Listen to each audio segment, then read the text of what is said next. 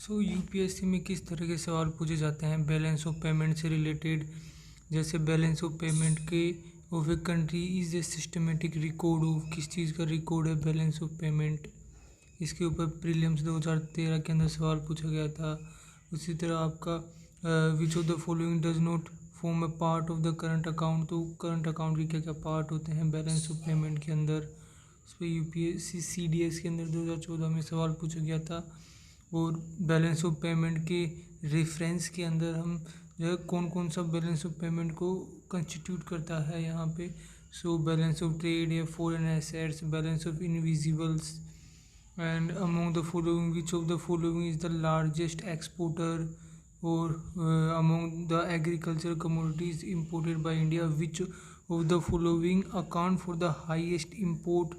तो इस तरह के सवाल बैलेंस ऑफ पेमेंट से पूछे जाते हैं। ये प्रीलिम्स 2019 में यूपीएससी में सवाल पूछा गया था in term of the value in last 5 years and in India has constantly run trade surplus. तो ट्रेड सरप्लस क्या होता है अगर आपको जानना है। एंड यहाँ पे यूपीएससी प्रीलिम्स 2020 में सवाल पूछा गया था about the international trade of India at present. कि इंडिया के जो मर्चेंडाइज एक्सपोर्ट्स है यहाँ पे are the less than its merchandise import. Merchandise मतलब क्या होता है, मर्चेंडाइज मतलब गुड्स होती हैं। तो गुड्स में हमने एक्सपोर्ट ज़्यादा किया है या फिर हमने इंपोर्ट ज़्यादा किया है। तो इस तरह के सवाल यूपीएससी में पूछे जाते हैं related to balance of payment. And India's export of services, अगर सर्विसेज की हम बात करें यहाँ पे तो ये इंपोर्ट से ज़्यादा है या फिर कम है, या फिर India suffer from an overall trade and current account deficit. तो these are very very easy questions which are asked in the UPSC prelims 2020। ये तो करंट का सवाल है, बिल्कुल जस्ट लास्ट ईयर के एग्ज़ाम में इतने सिंपल सवाल पूछे जाते हैं यूपीएससी के अंदर। Consider the following statement prelims 2020 में सवाल पूछा गया था the value of the Indo Sri Lanka trade has consistently increase in the last decade. ये थोड़ा सा स्टेटमेंट, इस तरह के स्टेटमेंट्स यहाँ पे पूछा जाता है यूपीएससी में लास्ट डेकेड या फिर लास्ट 5 years या फिर लास्ट 10 years के अंदर जो है क्या ट्रेंड है। तो ये ट्रेंड जो है यूपीएससी बहुत ज़्यादा पूछती है क्वेश्चंस के अंदर। एंड टेक्सटाइल आर्टिकल्स के अंदर constitute an important item of trade between the India and the Bangladesh. तो इंडिया लास्ट 5 years के अंदर Nepal has been the largest trading partner है या नहीं। तो ट्रेडिंग पार्टनर कौन है इंडिया के, उसको रिलेटेड यहाँ पे सवाल पूछा जाता है of India in south Asia के अंदर। तो इस तरह के सवाल जो है ये बैलेंस ऑफ पेमेंट से जुड़े हुए हैं। बैलेंस ऑफ पेमेंट के अंदर ये सवाल पूछे जाते हैं इसके अंदर, और ये बहुत ही इजी जो है यहाँ पे रहता है। अगर आप यूपीएससी के अंदर एग्ज़ाम की तैयारी कर रहे हो तो इससे डेफिनेटली आपको जो है 2 से 3 सवाल या फिर 2 सवाल डेफिनेटली आपको इजी क्वेश्चन से मिल जाते हैं यूपीएससी के अंदर, वो इजीली आंसर्ड हो जाते हैं। तो बैलेंस ऑफ पेमेंट को अच्छे से समझना बहुत ही ज़्यादा इम्पोर्टेंट है यहाँ पे। एंड तो अगर आप इस तरह के सवालों का आंसर देना चाहते हो इजीली तो आप इस वीडियो को आगे देख सकते हो।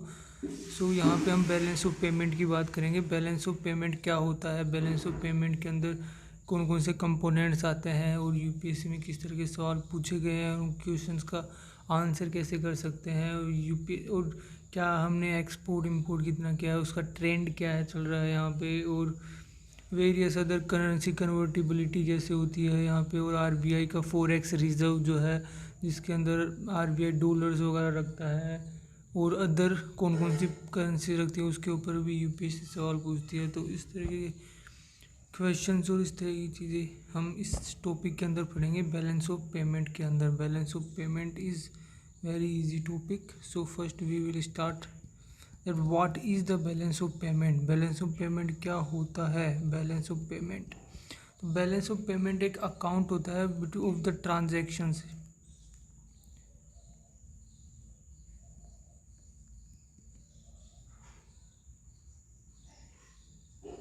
ट्रांजैक्शंस का अकाउंट होता है बिटवीन एक कंट्री के निवासियों और गैर निवासियों के बीच में जो ट्रांजैक्शंस होते हैं उनका जो अकाउंट मेंटेन किया जाता है बाय सेंट्रल। ये अकाउंट कौन मेंटेन करता है, सेंट्रल बैंक मेंटेन करता है किसी कंट्री का। जैसे इंडिया के अंदर आरबीआई होता है, तो आरबीआई इस अकाउंट को मेंटेन करता है।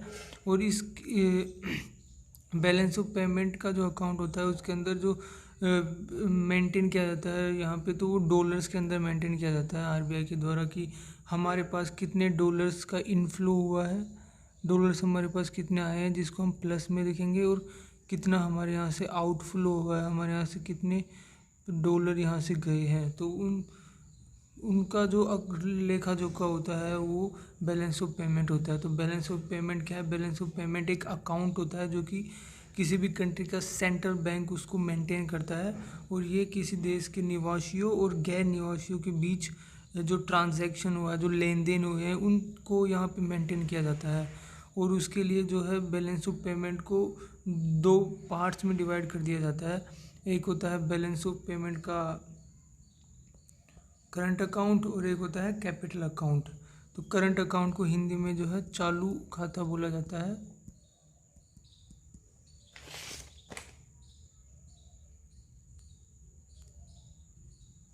और कैपिटल अकाउंट को हिंदी में पूंजी खाता बोला जाता है यहाँ पे।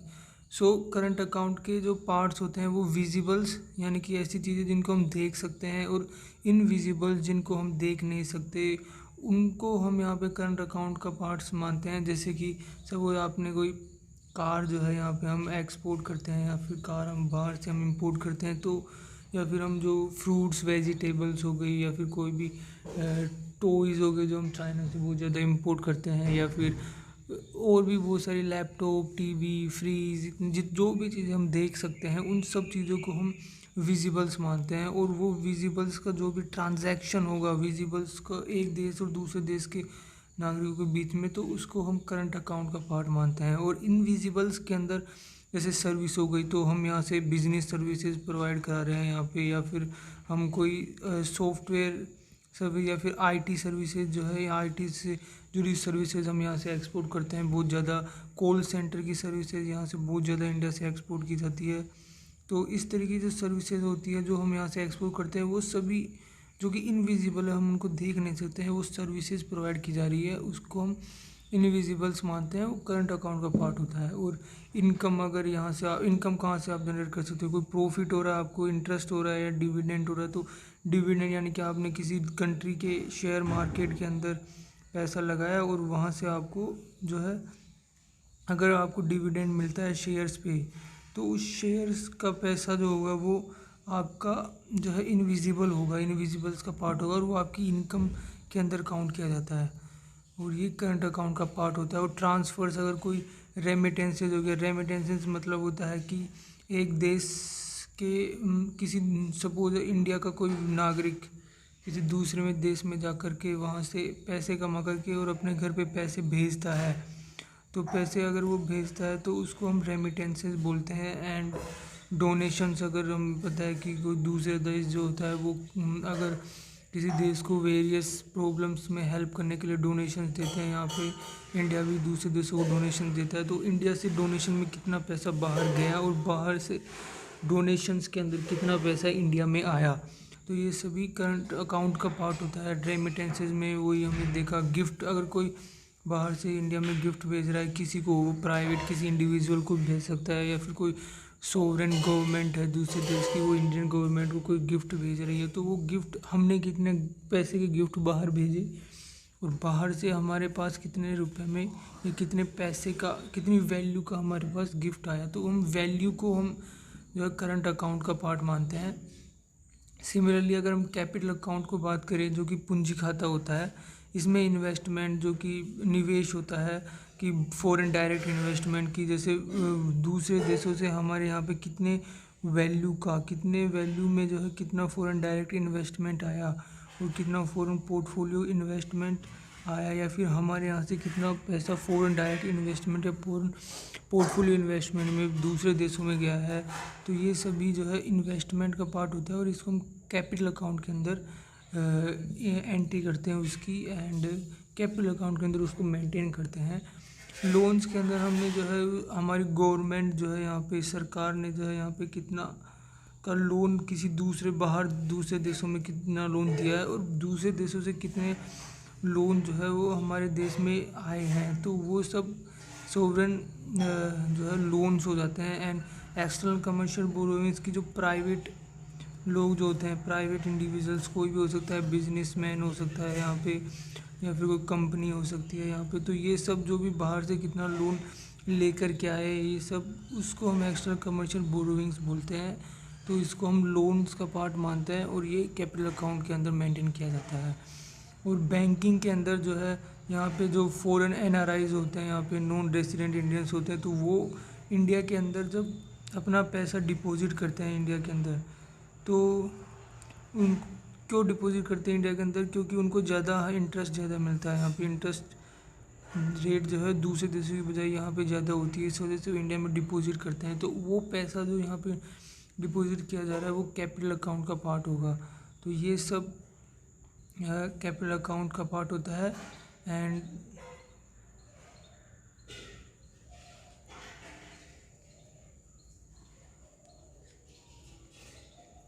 और इसके ऊपर यूपीएससी सवाल पूछ सकती है, ये बहुत इंपॉर्टेंट होता है कि करंट अकाउंट और कैपिटल अकाउंट में क्या क्या चीज़ें आती है। तो हमने समझा कि करंट अकाउंट के अंदर विजिबल्स या नॉन इनविजिबल्स होते हैं, विजिबल्स के अंदर गुड्स होती है, इनविजिबल्स के अंदर सर्विसेज, इनकम, ट्रांसफर्स के अंदर वही रेमिटेंसेज हो गए, डोनेशंस हो गए, गिफ्ट हो गई, या फिर कैपिटल के अंदर इन्वेस्टमेंट, कितना फॉरेन डायरेक्ट इन्वेस्टमेंट में कितना पैसा आ रहा है, या फिर फॉरेन पोर्टफोलियो इन्वेस्टमेंट में कितना पैसा आ रहा है। तो ये सब करंट अकाउंट और कैपिटल अकाउंट का पार्ट होता है, इनमें डिवाइड किया जा सकता है। तो और अगर हम बैलेंस ऑफ पेमेंट की हम बात करें तो वर्ल्ड का जो ओवरऑल बैलेंस ऑफ पेमेंट होता है वो 0 होता है। क्यों? बिकॉज अगर हमारे यहाँ से कोई पैसा बाहर जा रहा है, सपोज डॉलर में हमारे यहाँ से कोई पैसा बाहर जा रहा है, तो हमारे यहाँ से क्या होगा, माइनस, और सेम अमाउंट किसी दूसरी कंट्री के लिए हो जाएगा प्लस, तो ओवरऑल बैलेंस सेम कट करके 0 हो जाता है। तो इस तरीके से वर्ल्ड में जो ओवरऑल बैलेंस ऑफ पेमेंट होता है वो 0 होता है। लेकिन अगर हम इंडिया की पर्टिकुलरली हम बात करें तो इंडिया का ओवरऑल बैलेंस ऑफ पेमेंट या तो नेगेटिव होगा या पॉजिटिव होगा। अगर वो नेगेटिव है तो उसको हम बोलेंगे कि बैलेंस ऑफ पेमेंट डेफिसिट चल रहा है, या फिर पॉजिटिव है तो बैलेंस ऑफ पेमेंट सरप्लस चल रहा है। यहाँ पे अधिशेष एंड डेफिसिट में चल रहा है यहाँ पे बैलेंस ऑफ पेमेंट। ये कब होता है, जैसे कि इंडिया से अगर सपोज $100 इंडिया से बाहर गए, लेकिन इंडिया के पास बाहर से सिर्फ $50 ही आए, तो ये माइनस हो गया, ये प्लस हो गया, तो ओवरऑल इंडिया का बैलेंस ऑफ पेमेंट नेगेटिव में चला जाएगा। तो इसी को बैलेंस ऑफ पेमेंट, तो इंडिया का बैलेंस ऑफ पेमेंट अगर नेगेटिव में है तो हम बैलेंस ऑफ पेमेंट डेफिसिट में चले जाएंगे। एंड फिर आरबीआई उसके अकॉर्डिंग मेजर्स लेता है, उसको हम आगे देखेंगे। So this is all about the basic components of the balance of payment.